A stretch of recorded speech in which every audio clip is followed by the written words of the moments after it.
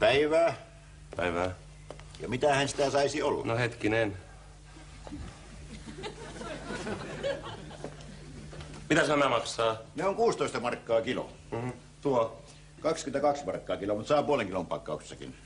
Se on Tämä maksaa? 9 markkaa on tämä. Sekin. Entäs tämä? Se on taas 11 markkaa. Mitä punajuuri maksaa? 15 markkaa purkki. Vielä sekin. Entäs punakaalisalaatti?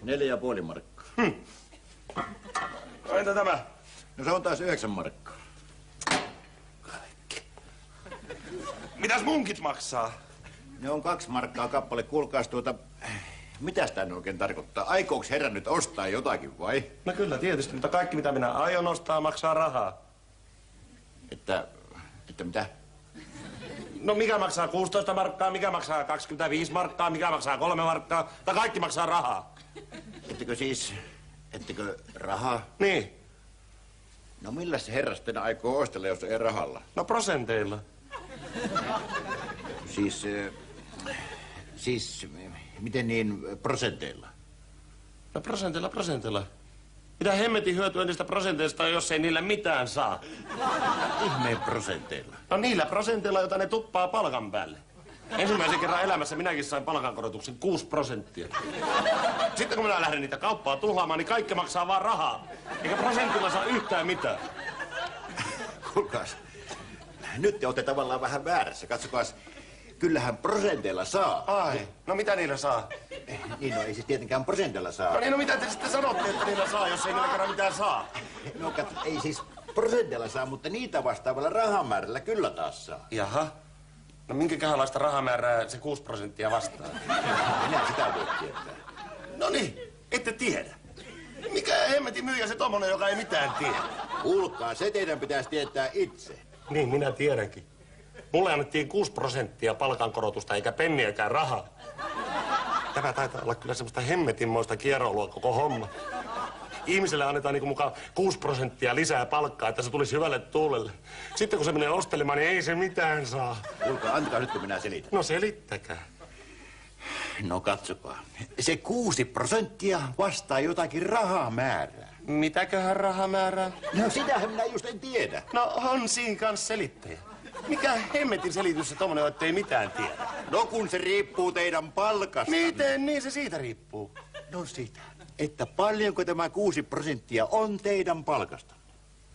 Se ei riipu yhtään mitään siitä palkasta, vaan sen palkan päälle pantiin 6%. Ymmärrätkö? Ei se 6% ole minun palkasta, vaan sen palkan päälle. Ei sillä ole mitään tekemistä sen palkan kanssa. Se on ihan semmoista ylimääräistä korotusta. No voi itku sentään. No kyllä tämä näköjään itkuksi muuttuu. Ainoa kauppa, missä tuotteeseen on selvästi merkitty tämä hintaprosentti, on alkoholiliike. Ja kyllä oli kallista. Kun minä menin viinakauppaan, niin eihän sillä 6% saanut yhtään mitään. Joka ainoa pullo maksoi siinä noin 15-30%. Ja ajatelkaa, miten kallista puhdas pirtukin on. 96%. No eihän sitä ollut edes myytävänä. Ei varmaan kukaan ostaskaan niillä hinnoilla. Kuulkaas nyt. Ei se prosenttimäärä pullon kyljessä ole suinkaan sen hinta, vaan se tarkoittaa, että paljonko siinä pullossa on alkoholia. Että mitä? Että siis paljonko siinä pullossa on alkoholia. No ette taida olla mikään ryyppymies, kun tollasia juttelet. Kuulkaa, minä olen ryypännyt niin paljon, että minä kyllä tiedän. Ai ettäkö, juttu on sillä lailla, että jos pullon kyljessä lukee, että 10%, niin teidänkö mielestänne siinä pullossa on silloin vain 10% alkoholia, niinkö? Just niin. Kuulkaa, kyllä ne on kaikki täysin korkkaamattomia pulloja. No jos siinä olisi vain 10% siinä pullossa, niin siinähän olisi vain tippa pohjalla. Mutta yhdestäkään pullosta ei ole koskaan maistettu. Ne ovat aivan täysiä. Jokaisessa pullossa on 100%. No enpä nyt ole tiennyt, että tämmöistä asiaa nyt on näin vaikea selittää. Näkyy olevan aika vaikea. Tekin vaan koko ajan selitätte ja puhutte ihan puppoja. Prosenteilla ei kuitenkaan mitään saa. No ei tietenkään prosenteilla, siis pelkillä prosenteilla. No mitään muuta mulla ei oo. Palkkarahat on mennyt. Pelkät prosentit on tähteellä.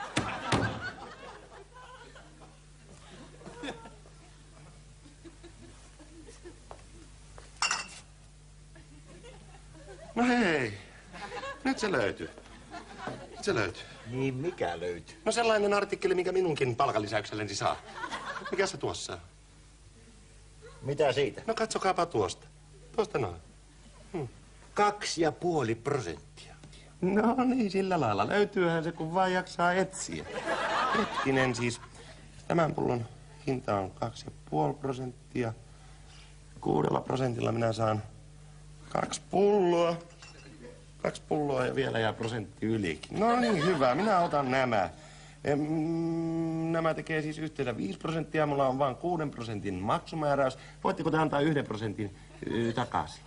No kun minä en voi antaa takaisin sitä 1%, uskokaa nyt! Ei sellaista prosenttia ole olemassakaan, se on täysin mahdotonta! Älkää kiihtykö, älkää kiihtykö. Hetkinen, nyt minä keksin. Tykkäätte sitten oluesta? Minä pidän oluesta valtavasti, mutta mitä se tähän kuuluu? Kyllä se kuuluu. Katsokaapa. Minä otan tämän 3. pullon. Ja nyt te juotte tästä pullosta 1,5% verran pois ja sitten minä otan nämä mukaan. Eikö niin? Aivan. Eiköhän tämä mahata olla oikea ratkaisu. Näinhän tämä käy.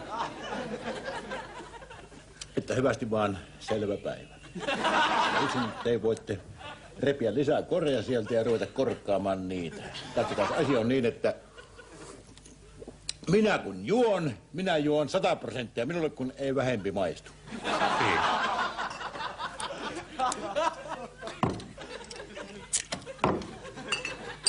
Minä näitä mossuttelen tässä auki.